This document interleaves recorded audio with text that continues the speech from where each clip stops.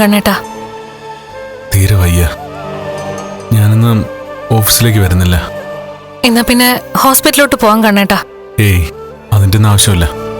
ഒന്ന് റെസ്റ്റ് എടുക്കാം. എന്നാ പിന്നെ ഞാനും പോകുന്നില്ല കണ്ണേട്ടാ. അയ്യോ, അത് പറ്റില്ല. നമ്മൾ രണ്ടാളിൽ ഒരാളുടെ കണ്ണ് അവിടെ എത്തണം. ഞാനില്ലാത്തപ്പോൾ താൻ വേണം കമ്പനി നോക്കാൻ. അതിനു വേണ്ടിയിട്ടാ എനിക്കൊപ്പം തന്നെ ഞാൻ കൊണ്ടുപോയത്. കണ്ണേട്ടന് വയ്യാതിരിക്കുമ്പോ ഞാൻ പോണോ കണ്ണേട്ടാ? അവിടെ സ്റ്റാഫുകളൊക്കെ ഇല്ലേ? അതുകൊണ്ട് കാര്യമില്ല. ഞാനിവിടെ വീട്ടിലാണല്ലോ ഉള്ളത്. എനിക്ക് ചുറ്റിനും ആൾക്കാരുണ്ട് ഇവിടെ. ആ ആൾക്കാരെ കണ്ണേട്ടന് പോലും വിശ്വാസമില്ലല്ലോ. അവർക്കൊപ്പമല്ലേ ഇത്രയും നാൾ ഞാൻ കഴിഞ്ഞത്. അതൊക്കെ ശരിയാ. പക്ഷേ കണ്ണേട്ടനൊരു കുടുംബജീവിതം ഉണ്ടാവില്ലെന്നാ അവരൊക്കെ കരുതിയത്. അവരുടെയൊക്കെ സംസാരത്തിൽ നിന്ന് ഞാൻ മനസ്സിലാക്കിയതും അത് തന്നെയാ. ഇപ്പൊ ഞാൻ കണ്ണേട്ടന്റെ ജീവിതത്തിൽ വന്നതുകൊണ്ട് അവരാരും പുറമേ അത് കാണിക്കുന്നില്ലെങ്കിലും ഉള്ളിന്റെ ഉള്ളിൽ നമ്മൾ രണ്ടാളോട് ശത്രുത വെച്ച് പുലർത്തുന്ന കൂട്ടത്തിലാ. അതൊക്കെ എനിക്കറിയാം. എന്നുവെച്ച് എന്നെ അവരൊന്നും ചെയ്യാൻ പോകുന്നില്ല. ഞാനിപ്പോൾ തന്നെ സാഗറിനെ വിളിച്ചു പറയാം, തന്നെ വന്ന് കൂട്ടിക്കൊണ്ടുപോവാൻ. ഞാൻ പോണമെന്ന് നിർബന്ധമാണോ കണ്ണേട്ടാ? ഉറപ്പായിട്ടും പോണം. അതിന് മാറ്റമൊന്നുമില്ല. ഞാൻ പറഞ്ഞനുസരിക്കില്ല താൻ. ഇതുവരെ ഒന്നും അനുസരിക്കാതിരുന്നിട്ടില്ലല്ലോ. എന്നാ ഇതും കേൾക്കണം. തനിക്കറിയാലോ, ഈ ട്രീറ്റ്മെന്റ് പോലും എനിക്കിഷ്ടമല്ല. എന്നിട്ടും താനൊരൊറ്റ ആളിന്റെ വാക്ക് കേട്ടിട്ടാ ഞാൻ ഈ കയ്പൊക്കെ കുടിച്ചിറക്കുന്നത്. അങ്ങനെ പരസ്പര ധാരണയിൽ നമ്മൾ പോകുമ്പോൾ ഒരാൾ പറയുന്നത് മറ്റൊരാൾ കേൾക്കണം. ശരി കണ്ണേട്ടാ, എന്നാ ഞാൻ പോവാം.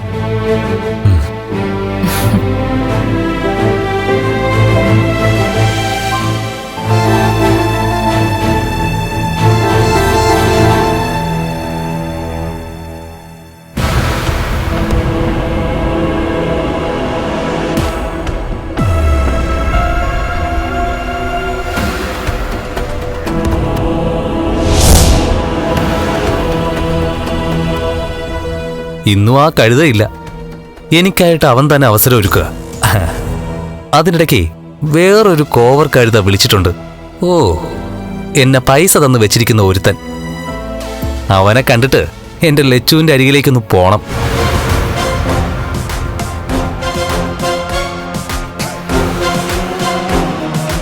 അതെ, എങ്ങനെയുണ്ടാ? തരക്കേടില്ലല്ലോ. സൂപ്പർ.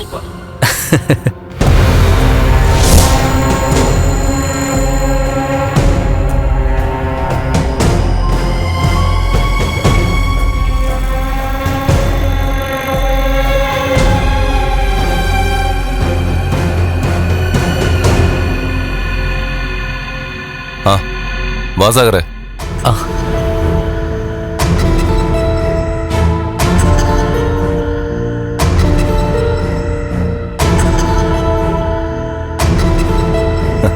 വാടാ ഇരിക്കെ.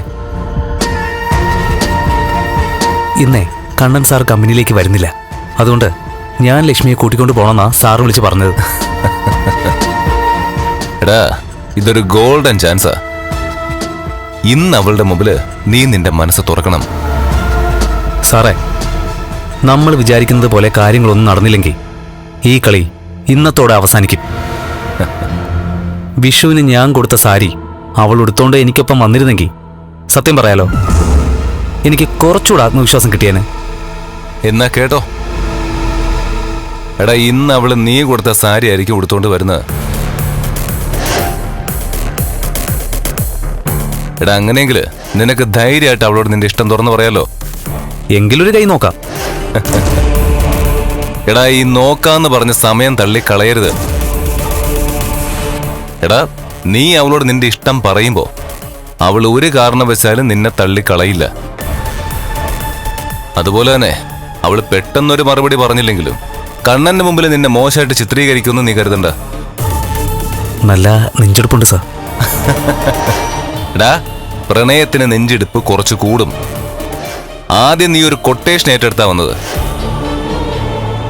എങ്കിലും എനിക്ക് മനസ്സിലായടാ, നിന്റെ ഉള്ളിൽ ഇപ്പൊ അവള് കിടന്ന് പിടയ്ക്കുന്നുണ്ട്. അങ്ങനെ പറഞ്ഞാലും തെറ്റില്ല സാർ.